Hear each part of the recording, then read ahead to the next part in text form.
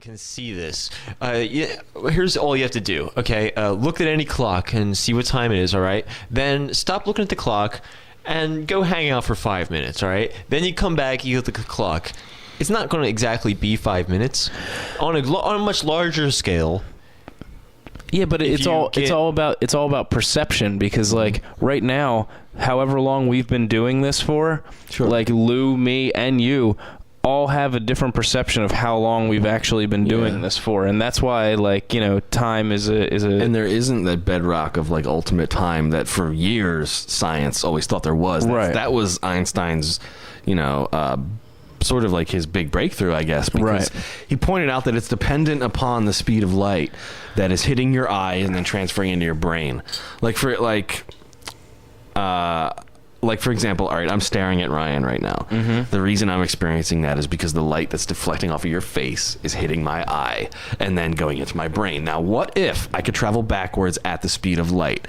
So the light reflecting off of your face never actually got to hit my eye because I'm traveling backwards just as fast as that light is traveling towards me. Then what happens then? What happens that moment then? is never registered in my brain, and I'm sort of in this warp, Right. this like weird state of flux, right? So your consciousness is directly dependent on the speed of light, according to Einstein. Right. The portion of your consciousness that looks outward is dependent on the speed of light. Right. Excellent point. Yeah. Because you're right. Because to say that your consciousness is dependent on light, that also implicitly says that you believe your whole consciousness is tied up in this physical reality. Right, and it's not. I don't think it is. I think there's more to it than that. The soul can be considered an electromagnetic energy field of which you are a part. It is a field of concentrated action when you consider it in this light. A powerhouse of probabilities or probable actions seeking to be expressed. A grouping of non-physical consciousnesses that nevertheless knows itself as an identity. Look at it this way. The young woman through whom I speak once stated in a poem, and I quote, "These atoms speak and call themselves my name." That's creepy, actually. That's a little creepy. I have to say, I'm a little creeped out. These atoms speak and call themselves my name. Did you guys hear that there was a second racism incident over the loudspeaker of a different store, of a Whole Foods store? No. Besides the Walmart that happened in town? Let's you get didn't hear into about the the... No. It was the quietest I ever heard Walmart.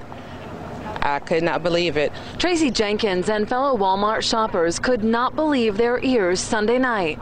Attention, Walmart customers, all black people, leave the store now. To my shock and just total disgust. Angry is an understatement. Bernetta Durazio's 6-year-old daughter, Jasmine, was one of hundreds inside the... All right, enough of that. Stop the tape. Stop that. So disgusting. Can I just tell you something? That is racism, and racism, I was informed, is disgusting. Hate crime. Very bad. Yeah. Very bad that a stupid teenager got on a mic and screwed around, and now they're interviewing me on the news. And made a joke in very poor taste. A very poor taste joke, as jokes usually are. Yeah. But now it's an issue that helps. Yeah. And now he's going to be charged with a hate crime. Yeah. Hate nonsense. But here's a real hate crime example. I heard this on the Jack Blood podcast. He was talking about a black kid who moved into a predominantly white neighborhood in the South. Right. And this kid was getting racist remarks made to him, harassed, perhaps even physically attacked by a lot of the white kids. Day after day, period after period, for a long time in school, till eventually he made an offhand remark towards one of the ringleaders of the bullying that he'd like to throw a brick and smash his head in. At which point the feds bust into the school and arrest him for terroristic threats. Now, Mr. Obama, President Obama, you were elected primarily because you tricked all of your fellow black people into supporting you, right? Well, why are you supporting this type of blatant racism against a black person? And it's not, you see, because now we're supposed to fear terrorism. Wait a second. Obama's not even, he's only half black, isn't he? Like, well, he's one half more than I am. Yeah. So he should really, and considering the fact that black people seem to be convinced that he's on their side, well, why is he not defending this poor fucking kid who was absolutely attacked by the white people in this town, and when it came time to him to just, he basically made an offhand comment, yeah, I'd like to throw a brick at that MFer.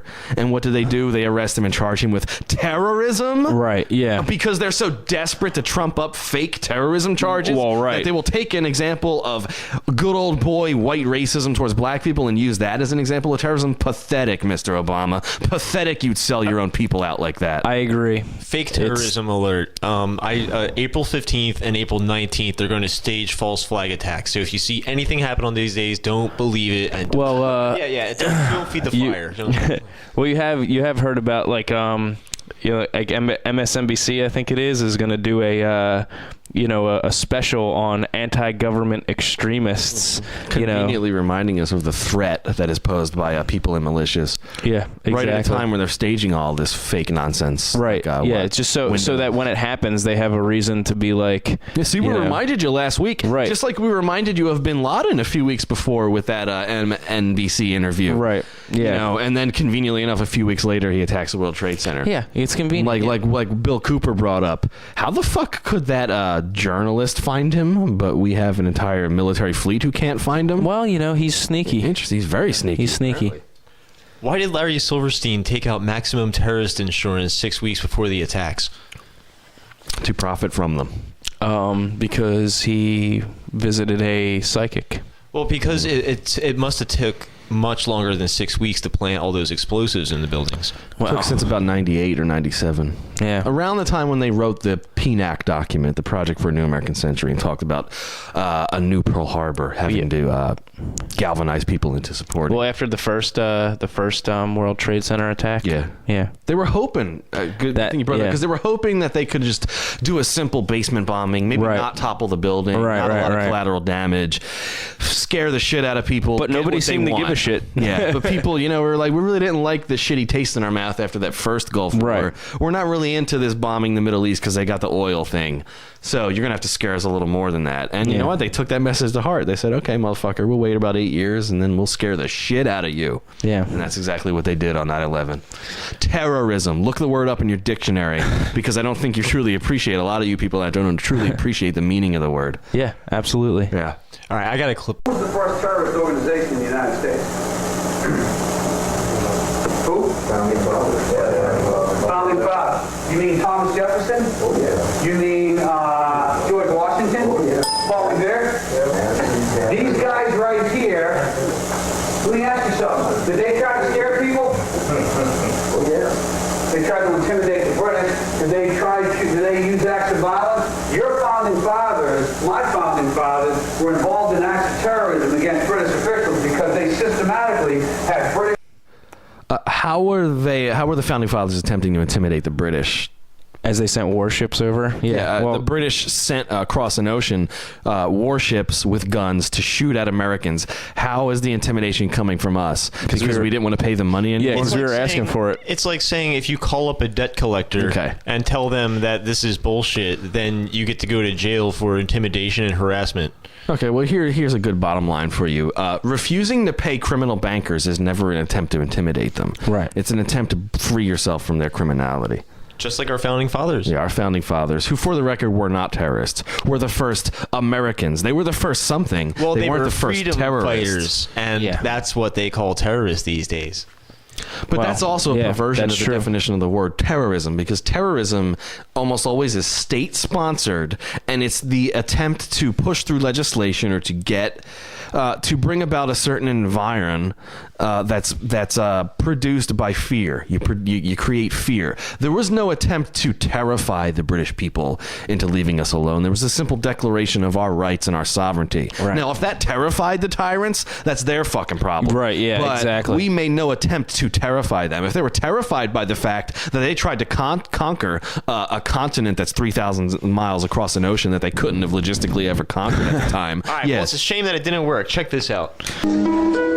But there is a second law which also operates all over the earth identical. It's called UCC, Uniform Commercial Code.